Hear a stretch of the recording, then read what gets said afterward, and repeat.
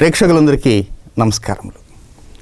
అదృష్ట దోషాలు ఏమిటో ఈ పదం చూస్తేనే కొద్దిగా క్రొత్తగా ఉంది అని అనిపిస్తుంటుంది. నాకే కాదండి, చాలామందికి అదృష్ట దోషాలు అంటే ఏమిటి, ఏదో కొత్తగా ఉంది, ఏదో ఆకాశం నుంచి ఊడిపడిందా అని అనుకుంటూ కూడా ఉంటారు. వాస్తవంగా చెప్పాలంటే ఈ అదృష్ట దోషాలు అనే పదంలో కొత్తదనమే కాదు, చాలా లోతైనటువంటి అర్థం కూడా ఉంది. సహజ ధోరణిలో అదృష్టం అంటే అందరూ ఏమనుకుంటారు? లక్.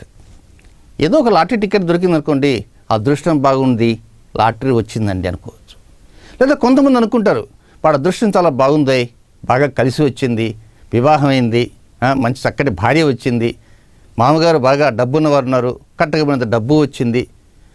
అంతేకాకుండా పెద్దవారు కొంతమంది ఉన్నారు, వారు పైకి పోయారు, వారి సంపాదించిన ఆస్తి కూడా వేడికే వచ్చింది, వాడు అదృష్టం చాలా బాగుంది అనుకుంటారు. ఇక్కడ అదృష్టము అదృష్టము అదృష్టం అంటున్నాం. వాస్తవంగా అదృష్టం అంటే అక్కడ లక్ అని. కానీ ఇక్కడ అదృష్టం అంటే ఇక్కడ కూడా లక్కేనా అంటే అనుకోవచ్చు. Why not? అదృష్టం అంటే లక్ అని కూడా కాసేపు అనుకుందాం. కానీ పదాన్ని బట్టి మనం అర్థం తీసుకుంటున్నాం, కానీ కొంచెం లోతులకు వెళ్తే దీంట్లో ఉన్నటువంటి భావం ఏమిటో కూడా తెలుస్తుంది. చిట్ట చివరికి ఓహో, ఈ దోషానికి కూడా అదృష్టం ఉంటుందన్నమాట అనేటువంటి భావన కూడా వస్తుంటుంది. దోషాలు కాసేపు మనం అదృష్టము అనేటువంటి మాట కాస్త పక్కన పెట్టేద్దాం, గట్టు మీద పెడదాం. దోషము అని మాత్రం తీసుకుంటాం. దోషము అంటే అర్థం ఏమిటి? ఒక విషయం ఏదన్నా చేయాలనుకుంటాం, ఒక విషయం కోసం ప్రత్యేకంగా బయలుదేరదాం అనుకుంటాం, లేదా ఒక కారులో ఒక ప్రయాణమై ఒక పర్టికులర్గా ఒక విజయవాడకు లేక తిరుపతికు, బెంగళూరుకు, మెడ్రాస్కు బయలుదేరి కారు ప్రారంభం కాగానే ఆ కారులో నుంచి ఏదో శబ్దం వచ్చేసింది. ఇంతలో ఇంజన్లో ఏదో సమస్య ఉందని చెప్పి ఆ డ్రైవర్ ఆపేశాడు. అంటే అక్కడ ఏమొచ్చింది? ఏదో మెకానిక్ లోపం వచ్చింది కనుక, సాంకేతిక లోపం వచ్చింది కనుక ఆ బండి ఆగింది. అంటే మెకానిజంలో ఒక లోపం వచ్చింది కనుకనే ఆ బండి ఆగింది కనుక అక్కడ లోపము అన్నాం, రిపేర్ అంటాం. కానీ అలాగే మన శరీరం ఉంది. మన శరీరం ఏమిటి? చక్కగా ఉదయం లేస్తాం, పళ్ళు తోముకుంటాం, కాఫీ తాగుతాం, టీ తాగుతాం, ఆ తర్వాత అన్ని రకాల పదార్థాలు తింటాం, హాయిగా విశ్రాంతి తీసుకుంటాం, సకలమైనటువంటి భోగాలన్నీ అనుభవిస్తుంటాం. అంటే ఈ శరీరానికి ఎక్కడా సమస్య రాకుండా ఉంటుంది. ఎక్కడన్నా శరీరానికి చిన్నపాటి సమస్య వచ్చిందనుకోండి, ఏమవుతుంది? అనారోగ్యం ఏర్పడుతుంది. అనారోగ్యం ఏర్పడిందంటే బాగా పనిచేసేటువంటి ఈ శరీరం ఏదో ఒక చిన్న సమస్య కారణంగా కొంత సుస్థి చేయబడిందనమాట. అంటే ఆరోగ్యం ఏదో ఒక రకంగా కొంత సమస్యలకు గురైంది కనుక అనారోగ్యం వచ్చింది లేదా జబ్బు చేసింది అని మనం అనుకుంటుంటాం. అంటే మన శరీరానికి కూడా ఒక రిపేర్ అనేది వచ్చిందనమాట. మన శరీరానికి రిపేర్ వచ్చింది, వెళ్తున్న వాహనానికి రిపేర్ వచ్చింది. మరి జాతక చక్రం అంటాం. జాతక చక్రం అంటే ప్రతి వారికి తెలుసు. ఒక అబ్బాయి కానీ అమ్మాయి కానీ జన్మించగానే వెంటనే పండితుల గారి దగ్గరికి వెళ్తారు. ఏమండి, మా అమ్మాయి జన్మించింది, పలానా సమయంలో జన్మించింది, జాతక చక్రం ఏంటి అంటే ఆ పంతులు గారు ఆ సమయానికి ఉన్నటువంటి గ్రహచార స్థితులను బట్టి ఏ తేదీ, ఎన్ని గంటలకి, ఎక్కడ జన్మించారు తెలుసుకుంటారు. ఆ తర్వాత పంచాంగం తీసుకుంటారు. ఆ పంచాంగంలో సూర్యుడు ఎక్కడ ఉన్నాడు, ఏ రాశిలో ఉన్నాడు, చంద్రుడు ఏ రాశిలో ఉన్నాడు, కుజుడు ఎక్కడ ఉన్నాడు, బుధుడు ఎక్కడ ఉన్నాడు, గురుగ్రహము, శుక్రగ్రహము, శనిగ్రహము, ఈ విధంగా నవగ్రహాలు ఖగోళ మండలంలో ఏ రాశులు ఏ నక్షత్రాలు సంచారం చేస్తున్నాయో ఈ వివరాలన్నీ కలిపి ఒక రాశి చక్రము అని తయారు చేస్తారు. ఆ రాశి చక్రం తర్వాత ఉదయం నుంచి, ఈరోజు ఉదయం నుంచి రేపు ఉదయం దాకా 24 గంటల్లో ప్రతి 2 గంటలకి ఒక లగ్నం మారుతుంటుంది కనుక ఆ లగ్నం ప్రకారం మనం ఇచ్చినటువంటి సమయం ప్రకారంగా లగ్నాన్ని ఫిక్స్ చేసి జాతక చక్రం తయారైపోతుంది. అంతే. ఆ జాతక చక్రాన్ని కూడా మనం చూసుకొని మన శరీరంలో రిపేర్ ఎక్కడుంది, మన వెహికల్లో లోపం ఎక్కడుంది మనం ఎలా తెలుసుకున్నామో, ఒక మెకానిక్ ద్వారా అక్కడ లోపం తెలుసుకున్నాం, ఒక డాక్టర్ గారి ద్వారా ఇక్కడ లోపం తెలుసుకున్నాం. మరి జాతక చక్రంలో లోపం ఉందంటే దానికి కూడా ఒక మెకానిక్ అంటే అవసరం కదా. ఎవరా మెకానిక్ అంటే పంచాంగాలు రాసేవారు మెకానిక్సే. ఆ విధంగా జ్యోతిష్ శాస్త్రాన్ని తెలుసుకొని 10 మందికి మంచి విషయాలను చెప్పేవారంతా కూడా మెకానిక్స్. వీళ్ళనే జ్యోతిష పండితులు, జ్యోతిష విశ్లేషకులు అని చెప్తామన్నమాట. ఈ జ్యోతిష విశ్లేషకులు చెప్పినటువంటి ఫలితాల ప్రకారంగా ఏమండి, జాతక చక్రం చక్కగా ఉందండి, కానీ ఏవో చిన్న బాలరిష్ట దోషాలు లాంటివి ఉన్నాయండి, కనుక దీనికి ఒక జపం కానీ లేక హోమం కానీ ఒక శాంతి కానీ చేయించుకోండి, చక్కగా ఉంటుంది అని చెబుతుంటారు. కొంతమంది జన్మించి ఈరోజు ఉదయం 7 గంటలకి డెలివరీ అయిందనుకోండి, 11 గంటలకి పంతులు గారి దగ్గరికి పోతారు. ఆయన వెంటనే చక్రం వేసేసి ఆ పసుపు కుంకుమ పెట్టి ఇవ్వంగానే వెంటనే కొంత దూరం పోయి వెనక్కి వస్తాడు. అయ్యా పంతులు గారు, నాకు చిన్న సలహా అండి, మా వాడు డాక్టర్ అవుతాడా లేకపోతే పోలీస్ ఆఫీసర్ అవుతాడా కొంచెం చెప్పండి అంట. ఏమయ్యా, గట్టిగా 24 గంటలు కూడా కాదు, కనీసం డెలివరీ 4 గంటలైంది, అప్పుడే డాక్టర్ అంటామంటే. అట్ట కాదండి, మా మిస్సెస్ వచ్చేటప్పుడు కొంచెం కనుక్కొని రమ్మన్నది, డాక్టర్ అయితే మంచిగా బాగుంటుంది, మాకు బాగా ఆస్తులు ఉన్నాయి కదా, ఆస్తులతో డాక్టర్ చదివించాలనుకున్నాం. వెంటనే పంతులు గారు ముందు అతన్ని బయటికి ఎదరికి పంపించాలా. బ్రహ్మాండంగా ఉందయా మీ అబ్బాయి జాతకం, అసలు నీకు తెలుసో లేదో వెంకట్రావు, మీ అబ్బాయి దాదాపు 4 జిల్లాల మీద పెద్ద డాక్టర్ అయిపోతాడు. ఇది కేవలం అతను సంతోషపెట్టే విధంగా చెప్పేటువంటి మాటలు అన్నమాట. ఆ విధంగా నేరుగా అతను దాన్ని గుడ్డిగా నమ్ముతాడు, నేరుగా వెళ్ళిపోతాడు. హాస్పిటల్లో డెలివరీ అయిందనుకో, అక్కడ వెళ్ళి చూడు మన అబ్బాయి పెద్ద డాక్టర్ అయిపోతాడట అని, మా అబ్బాయి డాక్టర్ అయిపోతాడు. ఈ విధంగా ఒక మంచి మాటలు చెప్పిన కారణంగా మానసికంగా వారు అబ్బాయి డాక్టర్ అవుతారు. తర్వాత వాడు డాక్టర్ అవుతాడా, యాక్టర్ అవుతాడా, బిచ్చగాడు అవుతాడా, అది వేరే విషయం. కానీ ముందు ఆ మంచి విషయం చెప్పిన కారణంగా జరుగుతుంటుంది. కానీ ఇక్కడ ఏదో క్యాజువల్గా చెప్పడానికి కోసంగా ఒక డాక్టర్, యాక్టర్ అనే విషయంతో నేను చెప్పాను అనుకోండి, అది వేరే విషయం. కానీ జాతక చక్రం బాగా పరిశీలించాలి. వెంటనే డెలివరీ కాగానే జాతక చక్రం పరిశీలించకూడదండి. కనీసం 21 రోజుల తర్వాత అప్పుడు దాంట్లో ఏమన్నా శాంతులు ఏమన్నా ఉన్నాయా అనేటువంటి వివరాలని తెలుసుకొని దానికి తగిన విధంగా 21వ రోజున శాంతి కార్యక్రమం చేస్తుంటాం. ఇది ఒక పద్ధతి. దీని తర్వాత 1 సంవత్సరం దాటిన తర్వాతనిచ్చి ప్రతి సంవత్సరం దశలు మారుతుంటాయి కనుక ఏ దశ ఎలా ఉంటుంది, ఆ దశలో మనం ఎలాంటి జాగ్రత్తలు తీసుకోవాలా అని కూడా కొంతమంది జాతక చక్రాన్ని పరిశీలిస్తుంటారు. సరే, ఇలా పరిశీలించేటువంటి పరంపరలో మనకు కొన్ని విషయాలు కనపడుతూ ఉంటాయి.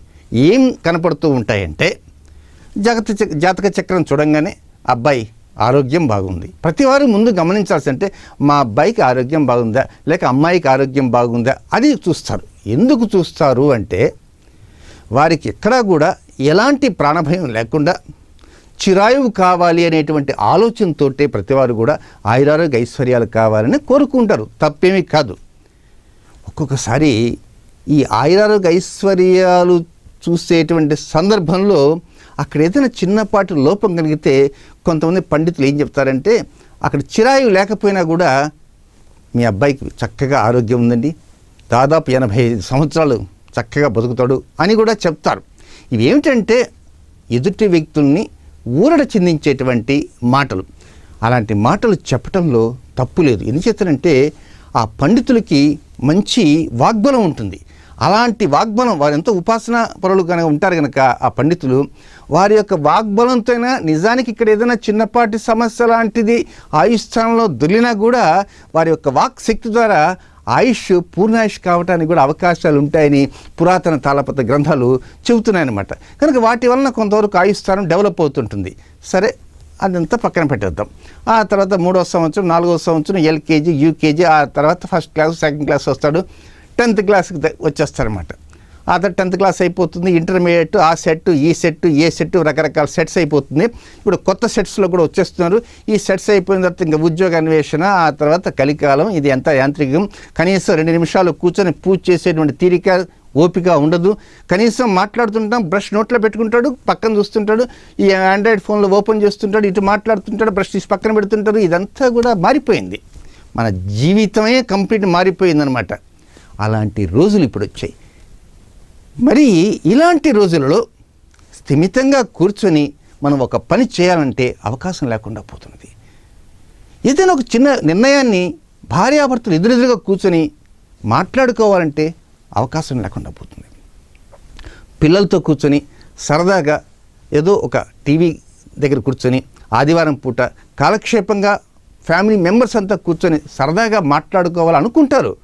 కానీ ఆ సమయానికి ఎక్కడో ఒక బంధువు వస్తాడు, దూర బంధువు. ఈరోజు ఆదివారం రా వెంకట్రావు, నువ్వు ఇంట్లో ఉన్నావని అనుకొని వచ్చేసానంటాడు. అయిపోయింది. ఇంకా వీళ్ళ ప్లాన్ అంతా కూడా మంట కలిసిపోతుంది. ఆ తర్వాత లోపల ఈ బాబాయ్ గారు మేనమామ ఎవరో వస్తారు కదా, వచ్చిన తర్వాత ఆయన సాగనంపి ఆయనకి ఏదో కాఫీ టిఫిన్లు పెట్టి పంపిస్తారు. అది వేరే గోల్ అనుకోండి, అది వద్దు మనకు. కానీ మొత్తం మీద కనీసం ఆదివారాలు కూడా మనశ్శాంతి లేకుండా, సుఖ సంతోషాలు లేకుండా ఈ యాంత్రిక యుగం ఇలా గడిచిపోతుంది. సరే, ఇదంతా ఎందుకు చెబుతున్నానంటే, ఈ కంప్యూటర్ యుగంలో ప్రతి మినిట్ బై మినిట్ మనిషి అంతా కూడా ఒక యంత్రంలాగా పనిచేస్తున్నాడు. ఇదంతా నాణ్యానికి ఒక వైపు. ఇక నాణ్యానికి రెండవ వైపు మరొక పెద్ద యంత్రం లాంటిది జాతక చక్రం. ఈ జాతక చక్రంలో కొన్ని సమస్యలు ఉండొచ్చు, కొంచెం అద్భుత విజయాలు ఉండొచ్చు. ఆ విజయాల పరంపర కావచ్చు, అపజయాల పరంపర కావచ్చు, దాని మీద కూడా కొంచెం దృష్టి పెడతారు. అప్పుడు ఇటు ఉద్యోగం చూస్తారు, సద్యోగం చూస్తారు, ఆ జాతక చక్రం చూస్తారు, ఆ పండితుల దగ్గరికి పోతుంటారు, ఇటు గుళ్ళ దగ్గరికి పోతుంటారు, గోపురాల దగ్గర పోతుంటారు, ప్రవచనాల దగ్గర పోతుంటారు. పాపం ఏ పుట్టలో ఏ పాము ఉందో అని చెప్తారు, ఉంటుంది కదా, ఆ పుట్ట దగ్గర పోవటం, ఆ పామును ప్రార్థించడం, ఇలా రావటం, అమ్మాయికి వివాహము, అబ్బాయికి వివాహము, తర్వాత విడాకులు, ఆ ఆకులు, ఈ ఆకులు, కొసన ఈ ఆకులు లేక చేతులు పట్టుకునేవారు చాలామంది ఉంటారు. వీటన్నింటి గురించి మనం చాలా దీర్ఘంగా మాట్లాడుకోవాలి. ప్రేక్షకులకి అసలు విషయాల్ని ఉన్నట్లుగా చెప్పాలనేటువంటి ఆశయంతో నేనున్నాను. కనుక నా ఆశయం వమ్ము కాకూడదని ఉన్న ఫ్యాక్ట్స్, నిజాలు నిర్భయంగా చెప్పాలనేటువంటి ఆలోచనలకు వచ్చాను. కనుక ప్రేక్షక దేవుళ్ళు చాలా వరకు జాగ్రత్తగా ఆలోచించి ఆకలింపు చేసుకొని ఈ అదృష్ట దోషాలు అనేటి ఏమిటి, నిజంగా దోషాలకి లక్కు ఉంటుందా, లేక ఇదేదో తమాషగా ఒక పేరా అనేటువంటి విషయాన్ని చివరికి కానీ మీకు తెలియదు. అంతవరకు ప్రతి ఎపిసోడ్ కూడా మీరు చూడటానికి ప్రయత్నం అంటూ చేస్తూ ఉండే. ఇక అసలు విషయానికి వద్దాం. అదృష్ట దోషాలు. దృష్టము అంటే ఏమిటి? కనపడేది అని. అదృష్టము అంటే కనపడినది. సహజంగా మనం పడుకొని ఉంటాం, తలుపులు వేసుకొని పడుకొని ఉంటాం. అర్ధరాత్రి 11 గంటలప్పుడు ఎవడో తలుపు కొట్టేస్తాడు. అట్టించి అంటాడు, అబ్బాయి నేనే రా, మీ మేనమామని వచ్చాను రా అంటాడు. ఆ గొంతు విని తలుపు తీస్తాం. లేక సహజంగా రాత్రి తలుపులు తీరు, ఏ దొంగ వెధ వచ్చాడో అనే భయం అనమాట. రాగానే మేనమామ గారు వస్తారు. ఏమిటి మామయ్య ఇంత అర్ధరాత్రి వచ్చామంటే, ఏమీ లేదురా, నాకు ఏదో నేను చూడాలనిపించింది, నాకు రేపు పొద్దున ఏదో చాలా సమస్యలు ఉన్నాయి, ఇదిగో ఈ ₹1,00,000 నీ దగ్గర ఉంచేసుకో, నువ్వు ఉంచుకోరా, మళ్ళా ఏదన్నా సమస్య వస్తే ₹1,00,000 మళ్ళీ నేను నీకు ఇస్తాను ఇవ్వను అని నా మనస్సు సంకోచంలో పడుతుందిరా. ఏదైనా నువ్వంటే నాకు ఇంత అభిమానం రా, నీకు చాలా కాంచి ₹1,00,000 ఇద్దాం అనుకున్నారా, కానీ నా భార్య ఒప్పుకోవట్లేదురా, అందువల్ల నా భార్యకి తెలియకుండా ఇప్పుడే వస్తానని చెప్పేసి వచ్చి ₹1,00,000 ఇచ్చాను, దగ్గర పెట్టుకోసమా, ఎవరికి చెప్పకు అనేసి వెళ్ళిపోతాడు. మామయ్య అదేంటి వెళ్తున్నావు, కాస్త కాఫీ గీఫీ తాగు ఈ రాత్రి, అమ్మో నా భార్య చంపేస్తుందిరా అని వెళ్ళిపోతాడు. అది మనమేమైనా ఊహించామా ఆ మామయ్య వస్తాడని? ఊహించలే. అంటే ఇక్కడ ఊహించకుండా జరిగేటువంటిది కూడా అదృష్టం కింద భావించాలి. అంటే దృష్టము అంటే కనపడునది, అదృష్టము అంటే కనపడనిది.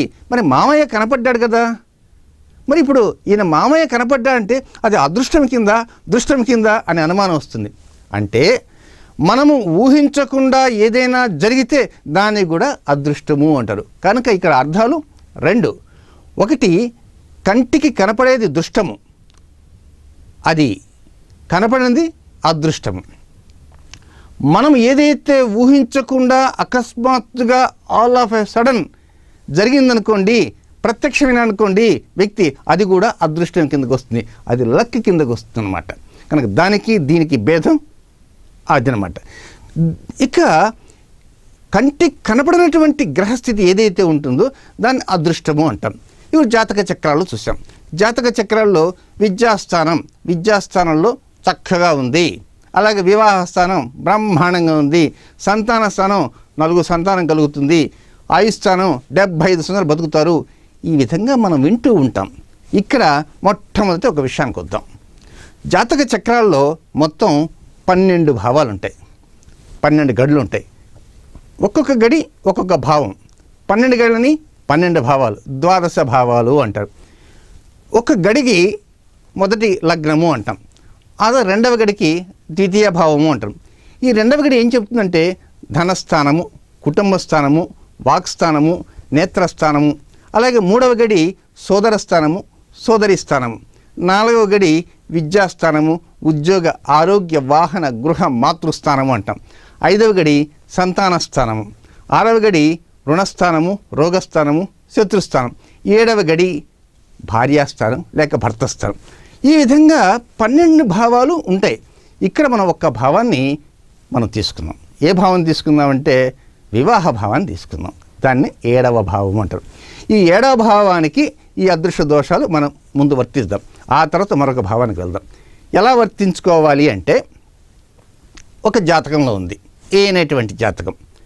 ఆ జాతకుడికి వివాహ వయస్సు వచ్చింది అని ఆ తల్లిదండ్రులు 22 సంవత్సరాలు 23 సంవత్సరాలకు పండితుల వారి దగ్గర తీసుకుని వెళ్ళి ఆ జాతక చక్రాన్ని వారికి ఇచ్చారు.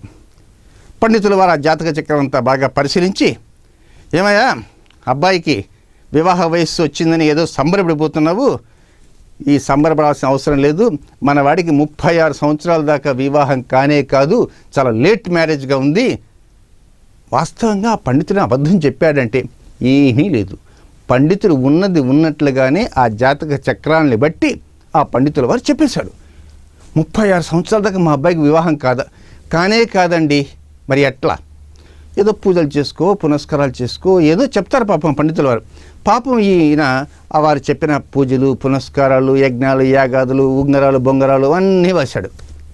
28 అయింది, 29 అయింది, 30 అయింది, 32 అయింది, 36 అయింది. అమ్మయ్య, పండితుల వారు చెప్పిన 36వ సంవత్సరం వివాహం వస్తుంది కదా. జీవితకాలంలో దానికి వివాహం కాలే. జీవితకాలంలో వివాహం కాలేదు. బ్రహ్మచారి నిలబడ్డాడు, బ్రహ్మచారిగానే పైకి వెళ్ళిపోయినాడు. మరి పండితుల వారు 36 సంవత్సరాలకు వివాహం అవుతుందని చెప్పారు కదా. కానీ 36 సంవత్సరాల దాకా పండితుల మాట మీద నమ్మకంగా పెట్టుకున్నారు ఈ తల్లిదండ్రులు. 36 సంవత్సరాల తర్వాత ప్రతి 10 రోజులకు పోయేది, పండితుల వారి దగ్గరికి పోయేది, నమస్కారం పెట్టేది, ఏదో ఫలము తాంబూలం వరకు ఇచ్చి, అయ్యా 36 ఏళ్ళు వచ్చాయి మా అబ్బాయికి అంటే, పాపం వస్తుందిరా దిగులు పడకు, వచ్చే రేపు పౌర్ణమి దాటంగానే మంచి రోజులు వస్తాయంటాడు. పాపం ఆ వారు కూడా ఏం చేస్తారు, ఆ జాతకంలో ఉన్నటువంటి ప్రకారం చెప్తుంటారు. 37 అయింది, 38 అయింది, 39, 40, ఆ తర్వాత 50, ఈలోప తండ్రి టపా కట్టేశాడు. 60, 65, 67 సంవత్సరాలకి ఈ జాతక చక్రం వివాహం కాకుండా ఉన్నటువంటి వ్యక్తి ఈయన కూడా టపా కట్టేశాడు. ఇప్పుడు మనం ఆలోచిస్తున్నాం, పండితుల వారు 36 సంవత్సరాలకు వివాహం అవుతుందని ఘంటాబద్ధంగా చెప్పాడు. సరే, ఈ ఊరు పంతులు గారు చెప్పారు, ఈయన గమ్మునుండలే. ఈ వ్యక్తి ఈ పంతులు గారు 36 అన్నారు కదా అని చెప్పి మళ్ళీ ఒక 1000 రూపాయలు 1500 దగ్గర పెట్టుకొని నేరుగా ఇక్కడ చాలా దూరంలో ఒక పండితుల వారు ఉన్నారట, గిడ్డాలు బాగా పెంచుకో ఉన్నారు వృద్ధులు, ఆయన దగ్గరికి పోదాం. పాపం ఆయన దగ్గరికి పోతే ఆయన ఏం చేశాడంటే ఆయన 36, 35 చెప్పేశాడు.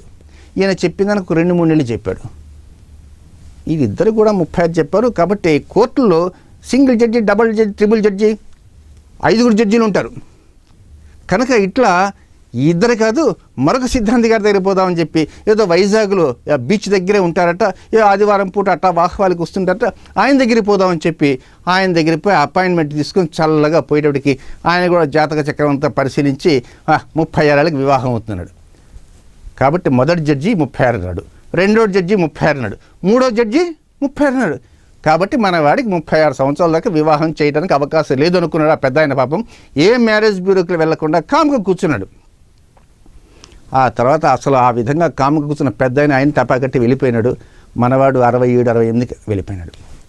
ఈ విధంగా ఎందుకు జరిగింది అంటే, శాస్త్రం తెలుసుకున్నటువంటి ఈ 3 పండితులు వారి దృష్టిలో ఫూల్స్ అయిపోయినారు. కానీ వాస్తవంగా పండితులు ఫూల్స్ కాదండి. పండితులు చూసింది సక్రమం. ఆ సమయంలో నేనున్నా 36 అని చెప్తాను, నేనున్నా 36 అని చెప్తాను, కానీ ఫెయిల్ అయిపోయింది. ఇది ఉదాహరణ 1. ఇక రెండవ ఉదాహరణ వెళ్దాం. అట్నే ఒక పండితుల వారి దగ్గర తీసిపోయి అమ్మాయి జాతక చక్రం చూపించి, ఏదో యుక్త వయసు వచ్చింది, ఏదో తొందరగా వివాహం చేద్దాము, తొందరగా ఏదో సంతానం కలిగితే వాడిని చూసుకుందాము అని చెప్పి, వివాహ సమయం వచ్చిందా లేదా కనుక్కుందాం అని చెప్పి పండితుల గారి దగ్గరికి అమ్మాయి జాతక చక్రం తీసుకుపోయారు ఒక వ్యక్తి.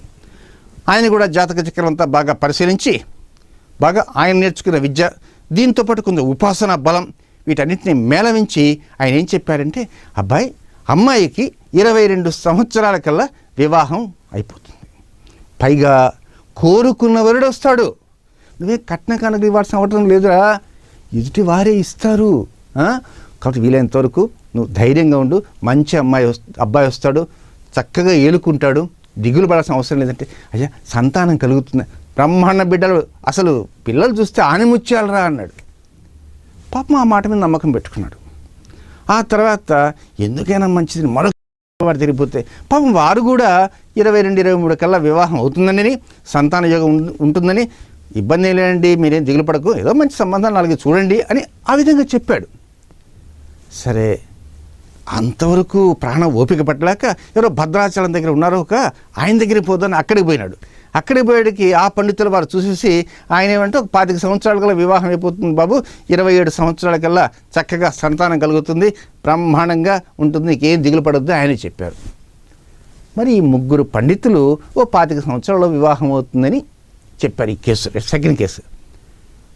పాపం ఈ పెద్ద ఆయన 25 ఏళ్ళ దాకా వస్తున్నది కదా, చూసి చూసి చూసి దాదాపు 108 సంబంధాలు అష్టోత్తరంలాగా చూసి ఏ ఒక్క సంబంధం కుదరదు. ప్రతివాడు వస్తాడు, పెళ్లి చూపులు అంటాడు, కూర్చుంటాడు, తింటాడు, కాఫీలు తాగుతాడు, టీలు తాడు, అమ్మాయి అండి చాలా బాగుందండి, మేము పోయి మళ్ళీ ఫోన్ చేస్తాం, మెయిల్ పెడతామండి, రేపు పోవటమే ఆలస్యం అండి, అక్కడ పోగానే స్కైప్లో మాట్లాడదాం, స్కైప్ లేదు గీపు లేదు, అంతే. ఆ విధంగా తయారు. 28 అయింది, 30 అయింది, 34 అయింది, 35 అయింది, వివాహం కాలే.